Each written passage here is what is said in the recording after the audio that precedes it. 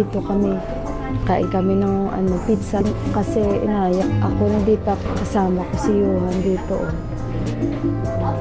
Kita niyo ba? Kasi hindi ko makita maliit itong lens ng camera ko. So I hope itong music na ito hindi man tayo ma-CPR masyado. Hindi ko alam guys, mainit pala dito.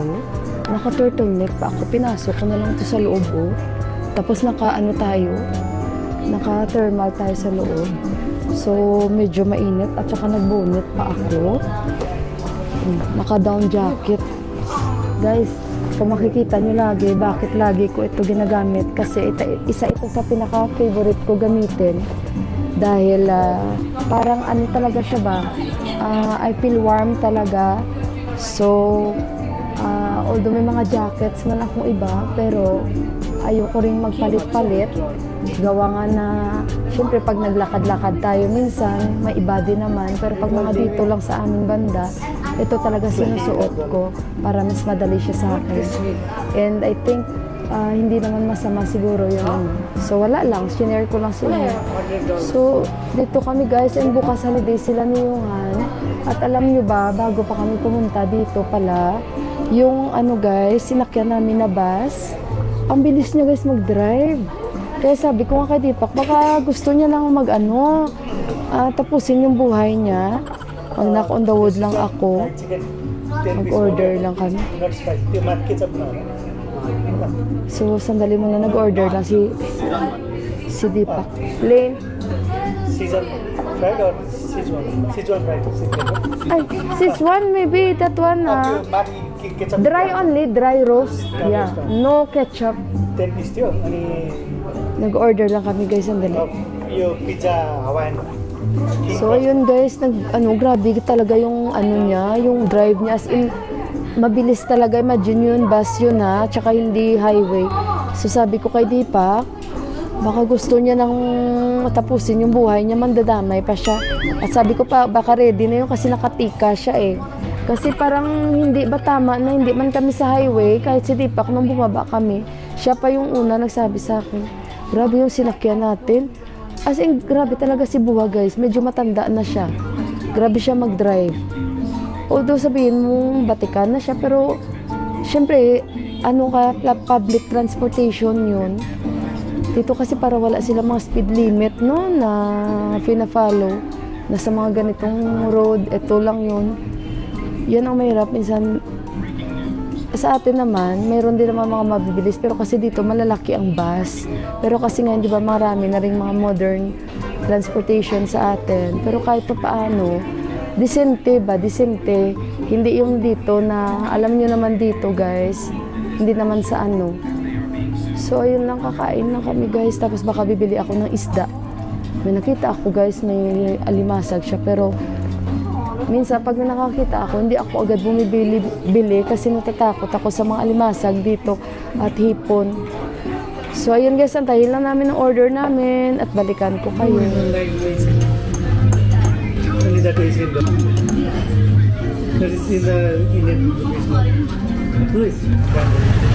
Guys, tapos na kaming kumain. Alabi ka namin sa mga sag ni Labi, oh. Chicken, eh, dabala, oh. Too much sag there guys, so maybe I will buy. They have lettuce. Come on, Nay. Ayan, may mga lettuce si Buha diri, oh. Bili tayo kay Buha. Koti Buha, oh. 60 rupees. Bili tayo. Yan, marami silang gulay. Sa ati 60 ay. Bili tayo kay Buha.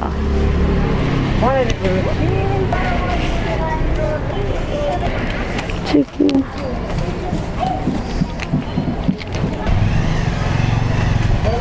Kay Buha. Kay Buha, 60.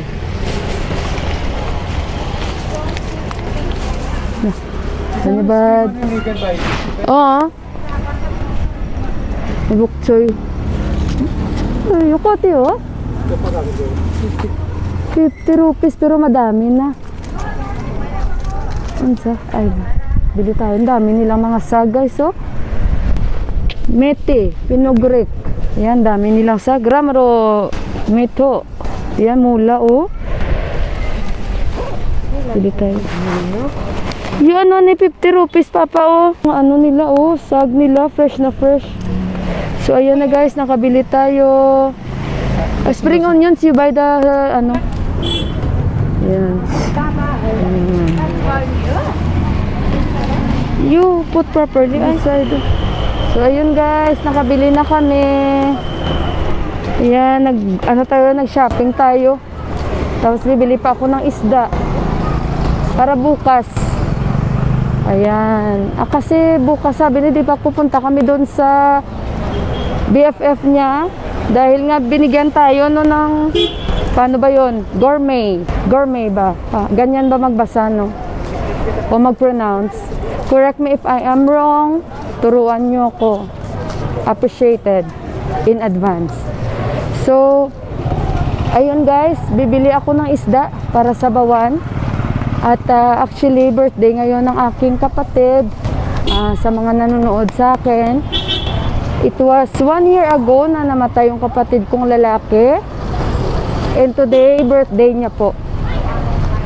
So, ayun. 43 na siya. And wala time na niya. Although andun pa rin yung sakit, pero hindi yun basta-basta na makamove on tayo. It takes time na ma-heal tayo, ano.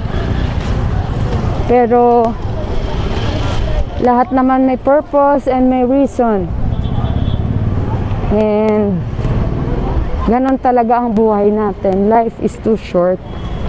That is why hanggat may chance, sabi nga, ang present i-enjoy natin. Kasi the rest is history na sila. Tama ba? Nag-emote ako Hindi. Kasi nga, paano ko ba simulan? Sakit sa tinga, no? Yung busina nila. But anyway guys, naglalakad kami. Change the topic na lang tayo kasi pigil ako. Masakit sa lalamunan. Mahirap kasi Masakit mawala ng kapatid. So, ayun. At lakad-lakad lang kami. Natatandaan nyo na itong way na to. But I'm happy, nakabili ako ng lettuce. And yun, yung bok choy nakabili tayo.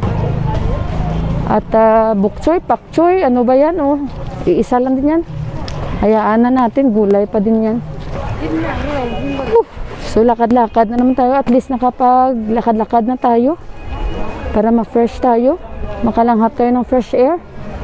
Bibili lang ako ng isda kasi alam niyo naman, mahilig ako sa seafoods. So, ayun. Kita-kits tayo sa isdaan.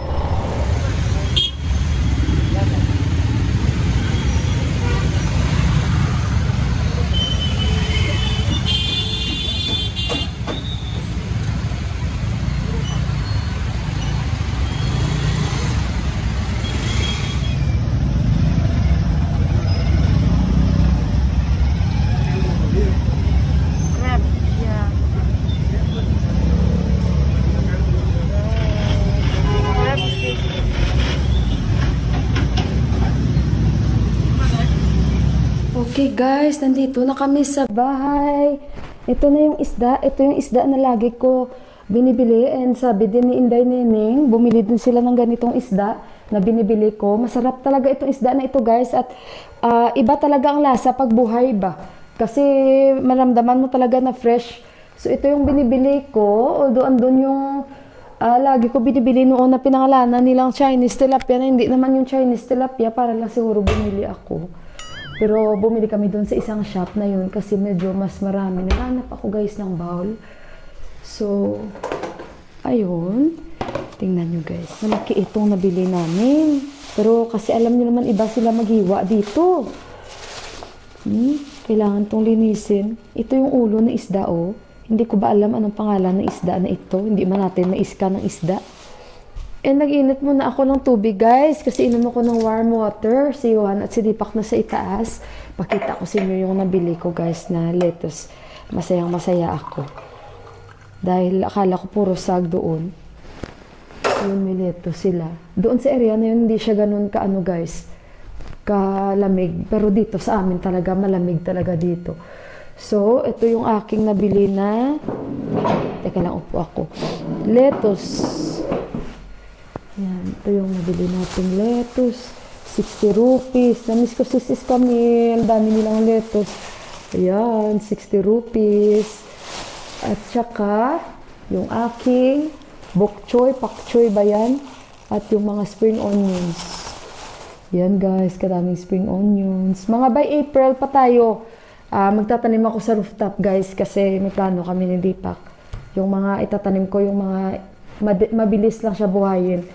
And magtatanim ako sa yote, mga garlic, mga bawang guys. Ayan, dahil tinuruan tayo magtanim ni Ama niyan. And then, yung, eto mabilis lang dito buhayin guys, no? Kaso lang, nagkamali lang ako nung una, but at least may lesson tayo. Ayan, yung ating bok choy. 50 rupees, ang dami na.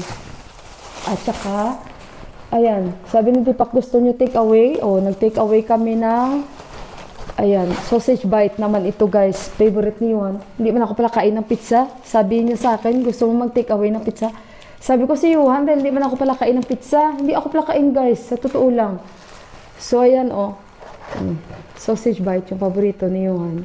So, ayan. Sausage bite, chicken Hawaiian.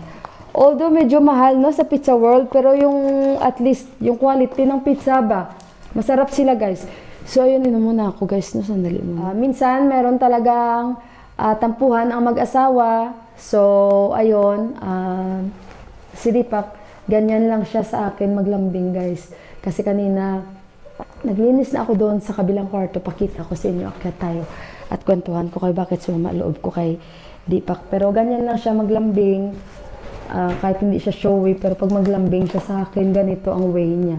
Lahat parang ayain ka niya, ganito, ganyan, ganyan. Tapos, syempre, hindi ka naman yung sobrang pakipot para papahabain mo pa yung ganito, ganyan, ganyan. Basta guys, akyat tayo, pakita ko sa inyo kasi nilinis ko yung kabilang kwarto at nakatulog ako doon. So, ayan guys, ang niligpit ko kanina, natulog ako dito. And then, ayan yung mga tinupi ko kanina guys, natapos ko na. Pero yan yung mga medyas at yung mga iba pang mga mga panty doon, mga medyas at mga iba pang mga maliliit na items. So si Yuhan at si Deepak nanood sila ng Mr. Beast. Kasi si Yuhan very interested talaga siya kay Mr. Beast ngayon dahil maraming palaro. At ayun ganyan lang. At least makapagpahinga na dito sa hapon. So ayun guys, isara ko muna yung pintuan, mga bintana at saka kortina. So, ang nangyari kasi guys, nagtampo ako kay Deepak kahapon. Gawa nga ng, nagising ako ng maaga pa naman kahapon. Pero kasi, natulog ulit ako. Siguro nagising ako mga 6:30. Kwento ko lang sa inyo, share ko lang sa inyo. So, nagising ako mga, siguro 6:20 kasi inom nga ako ng antibiotic. So, ngayon, ang nangyari, after ko minom, kasi syempre anday muna ako kay Yuhan dahil painumin ko rin si Yuhan ng gamot sa pinakain ko muna yung bata. After nyan, nakatulog ako. Kapon Sabado, di ba? Tama ba ako? Oo, Sabado. So, ayun, nakaidlip ulit ako. Nagising ako mga 11:30. So, nagising ako ng mga 11:30, guys. Nakaramdam ako ng gutom. Hindi niya rin ako ginising. Pero siya, ramdam ko na nagising na siya mga 9:30. Kasi di ba hindi maganda yung pakiramdam namin. So, siya yung inaasahan ko na siya lang muna sa kusina. Ngayon guys, ang nangyari, nagising ako mga 11:30.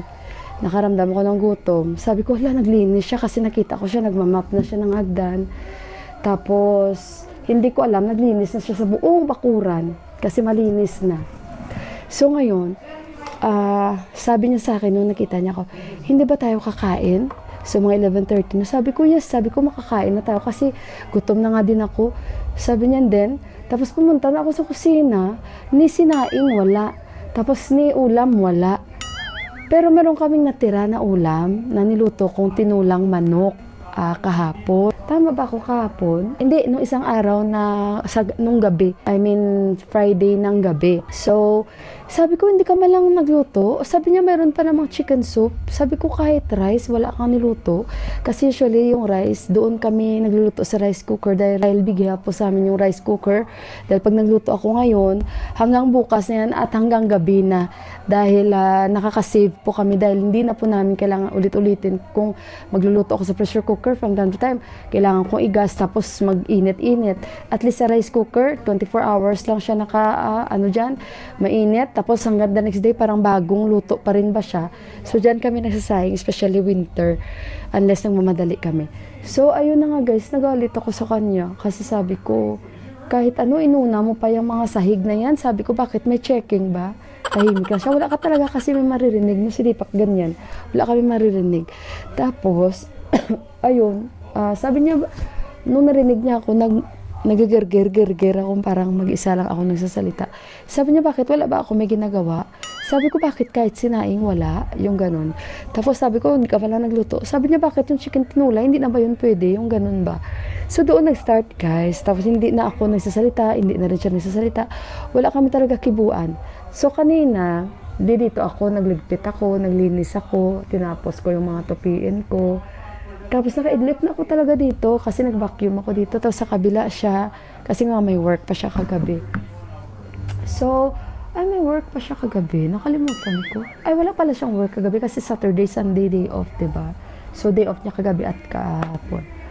So, ngayon, guys, nakatulog ako. Inigising niya ako. Sabi niya, babe, sabi niya, gusto mo ba ng momo? Sabi niya sa akin, momo mag-snacks daw. Sabi ko, ayokong kumain ng momo, yung gano'n. Kasi totoo naman, ayokong kumain ng momo. Tapos maya-maya, sabi niya sa akin, hindi pala, before pa pala nun guys, kaninang tanghali, ganito ang nangyari. Naglilinis ako dito. Hindi ako, nagsaing lang ako dahil may niluto akong afritada, diba? Yung chicken na kinamatisan ko yun. Hindi na ako nagluto dahil may pagkain pa kami natira nga. Hindi rin ako nagluto, pero nagsaing ako. Ngayon, pagising niya, hindi niya yung kinain, guys. Di pa kasi sa Filipino foods, pili lang siya. So, bahala ka dyan, sabi kong ganon sa sarili ko. Basta at least nagsaing ako. So, umorder siya doon ng, chicken fried rice kay kuya kasi may gravy. Ngayon, hinatidan niya ako dito. Sabi ko, hindi ako kakain. Yun, yung paunang peace offering niya sa akin. Tapos yung pangalawa yan, ginigising niya ako, babe, gusto mo momo, kain tayo. Sabi ko, no. Tapos parang naidlip ulit ako, ginising niya ako. Babe, sabi niya, gusto mo bang kumain ng pizza? Sabi niya, sunduin natin si Johan. So parang, syempre ako, din ako na, syempre yun, parang mababaw lang din yung ating, hindi man tayo ganun na magalit, na sobrang, hindi ka naman parang kagandahan. Hindi naman guys, parang, syempre wag na nating palakihin kasi mas iniisip ko yung lagi na bakit pa natin patatagalin yung galit natin sa puso lagi, 'di ba? Kasi alam niyo naman ngayon ang mundo maraming pangyayari na hindi natin alam, 'di ba guys? Katulad ngayon sa kapatid ko, hindi niya alam na magpa-check up lang siya pero hindi na siya nakauwi ng buhay. Yung ganun ba guys? So, kaya iti-treasure natin talaga at huwag na natin pairalin yung galit sa puso natin lagi. Yun ang iniisip ko. Kaya parang hindi na kasi yung pataasan pa ng pride ba? So, natural lang minsan magtampo tayo pero wag naman yung pasobrahan natin, yung ganun. Kasi alam nyo na, enjoy natin yung moment na habang nandito tayo sa mundo.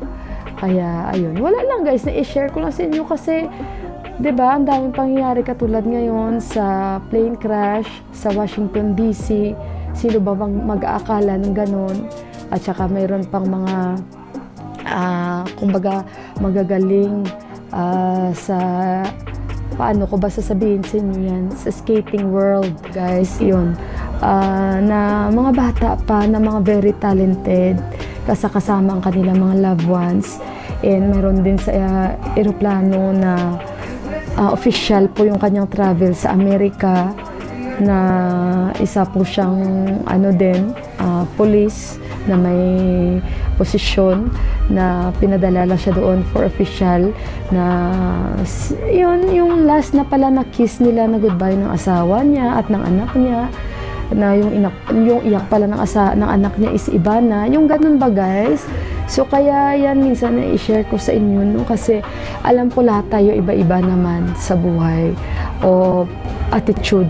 Pero yung this time, yung pairalin yung matataas nating pride at ego, I think ito na yung time na wag na natin lahat pairalin ba. Kumbaga lahat tayo, kung as much as possible is wag na masyadong magtanim ng galit. Yung ganun. So, ayun guys, at ako ay napachika-chika na naman sa inyo. And na-late na naman itong vlog ko, kaya pasensyahan nyo. So, ayun, at wag na tayong mag-away-away. Let there be peace on earth and be healthy tayo and mag-pray lang tayo lagi and be positive. And basta guys, mag-pray tayo lagi, especially sa mga nangyayari ngayon sa mundong ito guys. Kailangan natin mag-pray, especially sa mga mahal natin sa buhay. So, ayun guys, special reminder talaga sa atin, lalo ngayon sa panahon na ito guys, na grabe ang 2025. So, ayun, i-end ko na yung vlog ko. Magandang gabi muli sa inyong lahat. Be happy always, and lagi pa tayo mag-pray. Ingat kayo. God bless you all. I love you. And maraming salamat po sa lagi niyong pagbigay suporta sa akin. And syempre, sa mga hindi po nag-i-skip ng ads, maraming salamat po sa inyo. And sa mga bago kong subscribers, maraming salamat. And sa mga hindi pa po nakapag-subscribe ng aking channel, baka naman may time po kayo and wish nyo lang, i-click nyo lang yung pulang button para ma-update po kayo pag may bago po akong upload. So again guys, see you again on our next vlog. Bye guys, good night.